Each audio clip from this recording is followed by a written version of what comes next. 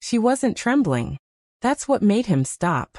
Any other child standing barefoot in a January storm outside the most fortified building in Seoul's underground district, collarbones visible through a soaked white dress 2 sizes too small, would have been shaking apart at the seams, crying, reaching, making herself impossible to ignore. But this little girl was perfectly still. One arm wrapped around a stuffed rabbit missing its left eye, rain plastering her hair flat against her forehead. Looking up at him not with desperation but with the quiet resignation of someone who had already rehearsed being turned away, and decided to ask one final time anyway. "Mister, do you know anyone who wants me?" Said it the way you say something you've been holding so carefully for so long that when you finally release it, you barely use any air at all. Kang Hajoon had stepped out of that building 30 seconds ago, having just concluded a meeting that would restructure criminal operations across 3 continents. There were 11 men inside still waiting on his decision. There was a shipment moving through Busan at midnight that required a single call from him to proceed. He had not slept in 41 hours and had not eaten since yesterday morning, and had approximately 4 minutes before his driver needed to move or the window closed permanently. He looked at the child. Then he looked at his head enforcer, Seokmin, whose arm was still partially extended in the motion of redirecting her away from the entrance. Seokmin let his arm fall slowly. He had worked for Kang Hajoon for 9 years. He had seen his boss make decisions that made other dangerous men go pale. He had never once seen that particular expression on his face. Hajoon crouched down until his eyes were level with hers. Behind him, 6 men who collectively had more blood on their hands than most battlefields stood completely motionless in the freezing rain, because not one of them had ever seen Kang Hajoon lower himself to the ground for anything. Not for a deal. Not for a threat. Not for anyone. "What is your name?" She looked at him the way children who have learned the hard way look at adults. Not at his face. At the thing behind it, measuring the distance between what he was showing and what he actually was. "Mia." Then after a breath, "Yama said if I ever couldn't find my way back, I should look for the man with the tiger on his hand. She said he'd be the only one who wouldn't send me away." His right hand was resting on his knee. The tiger had been there since he was 22, inked across his knuckles and over the back of his hand in a single unbroken line. The head precise and old-fashioned in a style nobody used anymore. A style specific to one artist. One era. One world that had swallowed people whole. Mia's eyes dropped to his hand. They went very wide. She didn't step back. She reached out with 2 fingers, cold as river water, and pressed them against the tiger's face. For years. 48 months since a woman who had known exactly what he was and helped him anyway had pushed him through a fire exit, and stayed behind to buy him time he hadn't deserved. For years of carrying a debt with no name attached to it, no forwarding address, nothing but the specific weight of a thing you can never repay. Until right now. Until a child in a soaked dress on a January street pressed 2 frozen fingers against his hand, and closed the distance for him. He stood, removed his jacket without pausing, wrapped it around her in one clean motion, and looked at Seokmin over the top of her head. "Call Mrs. Yoon, and find out her shoe size." He held out his hand, palm up. Mia looked at it for 4 full seconds, the rabbit tucked under her arm, the jacket pooling around her feet. Then she placed her hand in his. Small, cold, absolute, and walked with him through the reinforced doors of the high-end building, the jacket trailing behind her on the marble like the hem of something ceremonial. No one on that street said a word, because every man standing in that rain understood without being told that whatever Kang Hajoon had walked out of that building as, he had walked back in as something different. The elevator opened into the private floor, and Mia had never been in one before. She'd spent the entire ride with her palm pressed flat against the steel wall, watching her own reflection with the careful attention of someone meeting a stranger. A girl in a man's jacket, barefoot, rabbit in her arms, rising through the center of a building in the middle of the city. She didn't say anything. Neither did Hajoon. When the doors opened, she stepped out and stopped. The residence covered the entire floor. Glass on every side, floor to ceiling, and beyond it Seoul in full January darkness. Every light in the city burning at once, bridges and towers and the river below moving silver and slow through it all. The rain hit the glass from the outside in long diagonal lines. From up here it looked nothing like what it had felt like down on the street. Mia walked to the window the way a person walks toward something they are not sure is real. One step, then another, until she was standing directly against the glass with her breath making a small cloud on it, and the rabbit pressed to her chest. She didn't speak. She just looked at the city like she was trying to understand that this was the same city she had been standing in 10 minutes ago. Hajoon watched her from the elevator threshold. He had stood in this room more times than he could count, had run operations from here, had ended things from here, had made the kind of decisions that required a certain ability to look at the world from a height and feel nothing. He had never once actually looked at the view. He looked at it now through her eyes, and it was entirely different. Sukman appeared at his shoulder, voice low, carrying the particular careful tension of a man delivering information his employer is not going to enjoy. Sir, the board won't sit with this. There are protocols about personal complications. Outside attachments create liabilities they won't overlook. I know the protocols. You wrote them. I know that too. Sukman waited. Then, what should I tell them? Hajoon watched Mia trace the outline of a bridge on the glass with one finger. Tell them the protocols were updated tonight. Sukman inhaled through his nose. Not disagreement. Not agreement. The specific sound of a man recalibrating. He walked away to make calls that would keep a board of 12 very powerful men from making a catastrophic mistake. Mrs. Yoon arrived before the food did. She was 67 years old, barely 5 feet tall, and the only person in the building who had ever interrupted Kang Hajoon mid-sentence, and lived to feel entirely unbothered about it. She had run his household since he was 20, since before the money and after the danger, through 2 succession wars and a betrayal that had cost him half his inner circle. She had fed him through all of it. She was, by every observable measure, the most unintimidatable human being in the entire operation. She walked in, looked at Mia standing at the window in an oversized jacket, barefoot, rabbit clutched to her chest, and made a sound low in her throat. The specific sound of a woman who has seen too much and is furious about it in a way that has nowhere useful to go. The bruise on the child's jaw. The dress beneath the jacket, still damp, entirely wrong for January. Mrs. Yoon crossed the room and crouched down without hesitation. Agu sweetheart. Come with me now. Come with Yoon. Mia turned, looked at her for a long moment. Then, and Hajoon noted this and stored it, she looked back at him first. Quick, checking. He gave the smallest possible nod.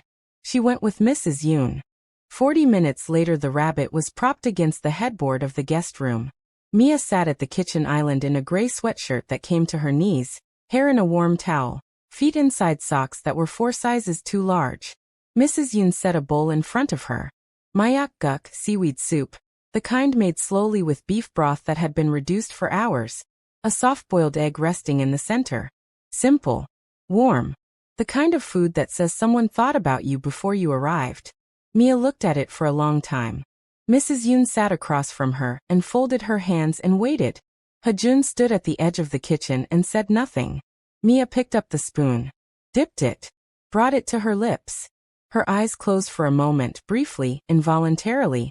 The way they close when something undoes a knot you had forgotten was there. Then she began to eat. Careful at first, methodical. The way a person eats who has learned not to trust that the bowl will stay full. She'd made it halfway through when Hajoon saw her hand move under the counter.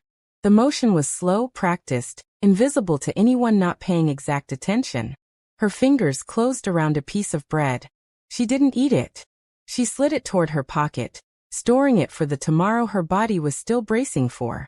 The one where this turned out to be temporary. Where hunger came back, because it always came back. Hajoon pulled out the stool across from her and sat down. She went completely still. He reached into the bread basket, took a piece, ate it without comment, without looking at her, without making it carry any meaning at all. Then he pushed the basket to her side of the counter. Take whatever you want. There's always more here. You don't need to set anything aside, Mia. Something passed through her face. It was complicated and private, and too large for her expression to fully hold. She didn't take the bread out of her pocket. But she stopped reaching for more to hide. He sat with her until the bowl was empty. Not watching, not waiting, just present. a fixed thing in the room that didn't move or shift or disappear. In the pocket of her borrowed sweatshirt, the bread stayed until morning. She didn't eat it. She just needed to know it was there. 3 days went by before Mia spoke at the dinner table. Not because she had no voice. Hajoon had heard her. A question murmured to Mrs. Yoon about whether the soup would be made again tomorrow. A few soft words to the rabbit in the early hours before sunrise when she believed the apartment was asleep. One moment, brief, that might have been singing, cut off the instant a door opened nearby. She had a voice. She used it the way people use something they have learned can be taken carefully, only when the expenditure had been weighed.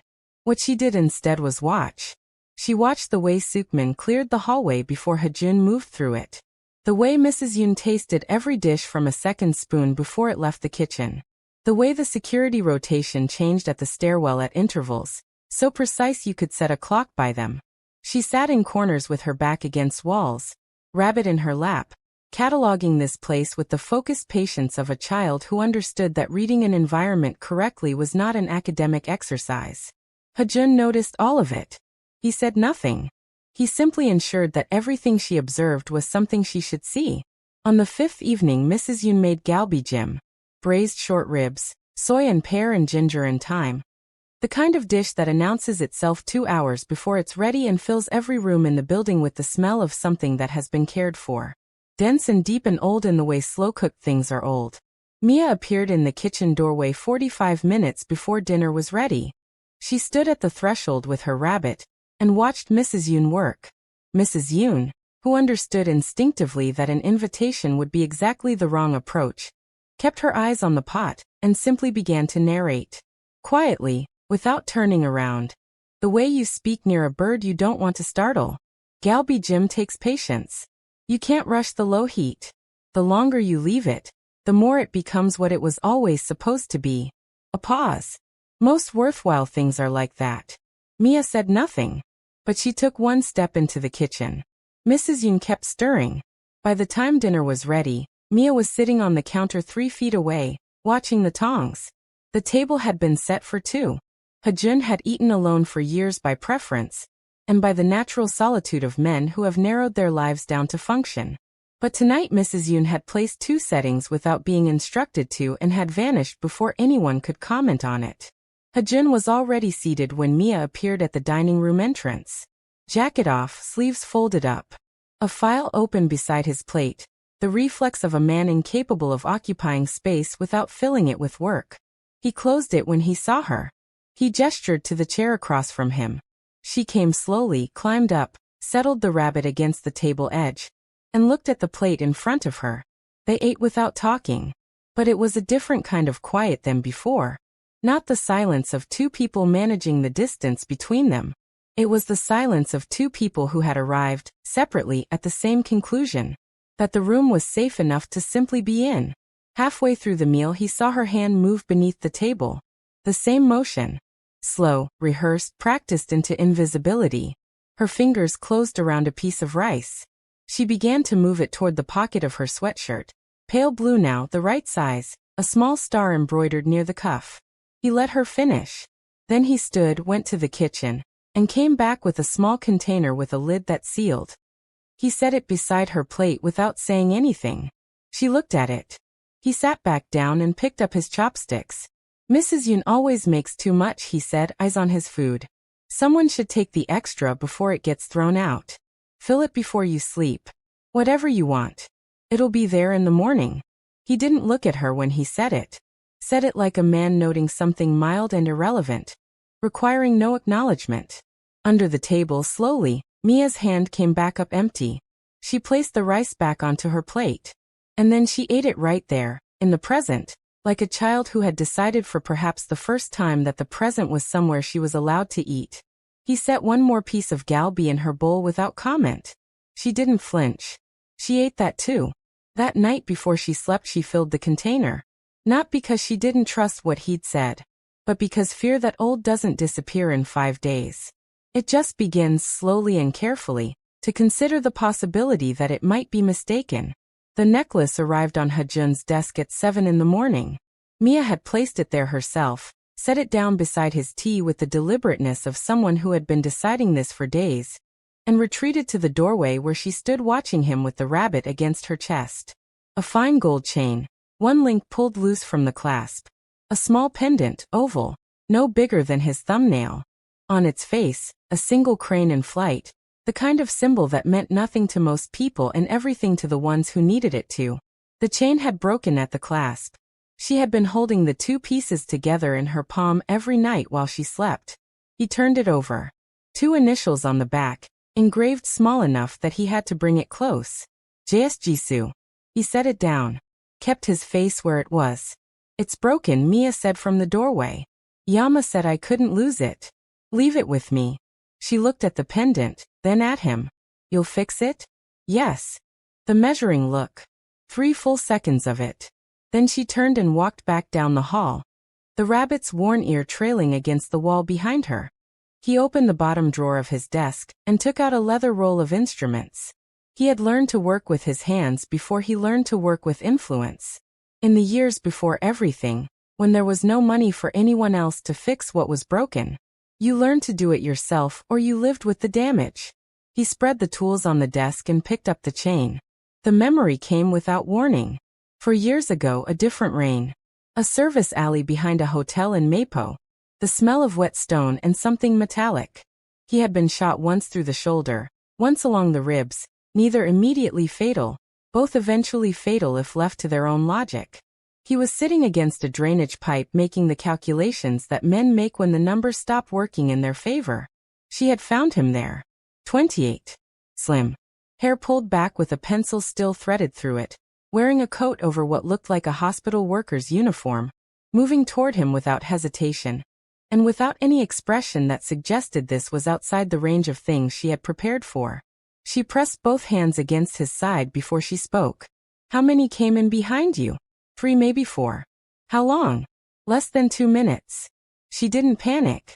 She turned her head and read the alley the way someone reads a document they have studied before. Exits. Angles. The arithmetic of time and distance and shadow. Who are you? He said. She didn't answer. She got him upright instead, took his weight across her shoulders and moved. She knew where every door was. She knew which ones opened and which ones didn't, and she had known before tonight. This was not coincidence. Not any part of it. Not her being in that alley, not what she knew, not the specific economy of movement that said she had rehearsed this. For blocks. She got him 4 blocks before the sound behind them changed pitch. She stopped, looked at him, and her eyes already held the answer to the question he was about to ask. Blue door on the right. Knock 3 times and wait. I'm not going without you. Steady. Unhurried. You have a daughter you haven't met yet. A small pause. You just don't know it. Go. He hadn't understood it. He had gone because she left him no physical alternative. Had positioned his body toward the door with a certainty that closed every other option. He heard the shot 1 block later. He didn't turn around. She had been very clear about that. He had spent 4 years trying to make peace with it. He had not managed it once. The link clicked shut. He held the chain up. The repair was invisible, the clasp moving cleanly, the break gone as though it had never been there. He had made sure of that. He sat with it for a long time. Jisoo had not been where she was by accident. She had spent 18 months working inside the Peak system, the network that moved children through a chain of foster placements that existed primarily to exploit them, documenting, building a record that no official body had been willing to open. She had identified him as the only person in the city with both the power and the specific motivation to do what institutions would not. Protect one child when the time came. She had engineered a night that would create an unpayable debt, and had not survived it. She had spent 18 months arranging a meeting between him and a daughter she would not be there for. He picked up his phone. Get me everything on a man named Daeho Rim, he told Sukman. Start 4 years back. Start with the alley in Mapo. Then he walked down the hall to where Mia was sitting cross-legged on the kitchen floor, showing her rabbit the names of things. The window. The chair. The place where the sun comes in. He crouched beside her and opened his hand. She saw the necklace. The chain restored, the crane catching the morning light, the clasp moving perfectly. Something crossed her face, Fast and private. A wave of something too large to name. She took it with both hands and held it against her chest with her eyes closed. Exactly the way she held the rabbit. He stayed where he was. Your mother was the most deliberate person I have ever known, he said quietly. She loved you across 4 years and a city and a night she knew she wouldn't walk out of. That's not bravery. That's something larger than that. Mia didn't open her eyes. But she shifted, barely, just enough to be a choice, until her shoulder was resting against his arm. He didn't move. He stayed exactly where he was. That afternoon Sukman put a full name and a location to the man who had ordered Jisoo into that alley. Dayorim. Foster coordinator, professional launderer of vulnerable children. The reason Jisoo had spent 18 months building a case nobody asked for. The file sat on the desk. Rim could wait. Rim would wait. Hajoon went back to the kitchen to eat lunch with his daughter. Some things were simply more important. For now. Nobody told Baek Ryan about the picnic. That was the part he would never entirely forgive Sukman for. Sukman had appeared in the security corridor at 3 in the afternoon with the expression of a physician delivering a prognosis no one wants and said simply, "Boss wants you in the west sitting room. The child wants company." Ryan was 33 years old. He had done things in Incheon that were still discussed in cautionary tones by people who had only heard about them secondhand. He had once remained stationary inside a ventilation system for 7 hours because the job required it. He had 22 stitches along his forearm from an incident that had gone sideways in a way he'd corrected decisively. New recruits timed their routes through the building to avoid making direct eye contact with him. He looked at Sukman. "I have a surveillance review. It will keep." Sukman's face did not move. "She asked for someone to have a picnic with. Everyone else selected you." Everyone else? There was a pause. The vote was unanimous. The west sitting room had been reorganized. Mia had been alone in it for 40 minutes. In that time she had access to the items on the lower shelves, which had previously included a signed lithograph in a frame, a jade bowl of considerable provenance, and 2 decorative objects Hajoon had accepted as tribute from men whose taste he didn't share, but whose deference he'd required. The jade bowl was now the centerpiece of the arrangement. The lithograph had been leaned against the wall to serve as a backdrop. The decorative objects had been repositioned as seats for guests. 3 guests. The rabbit at the head, naturally. 2 throw pillows flanking it, each facing a folded square of cloth that functioned as a plate. On each cloth, a small collection of crackers from the kitchen, arranged with evident geometric intention. Mia sat at the foot of the arrangement with her legs crossed and a cracker held in both hands, presiding with the focused gravity of someone who had been planning this event for some time. She looked up when Ryan filled the doorway. "You're very late," she said. He looked at the arrangement. At the rabbit. At the 2 pillows and their cracker settings. At the cloth square positioned directly across from Mia with its own crackers waiting. "Sit there." She pointed. "That is your seat." There was no furniture involved. There was a throw pillow with a tasseled edge on the floor, positioned with precision. Ryan was 6'2" and built in a way that suggested the floor had never seriously factored into his life planning. He looked at the pillow. He looked at the crackers.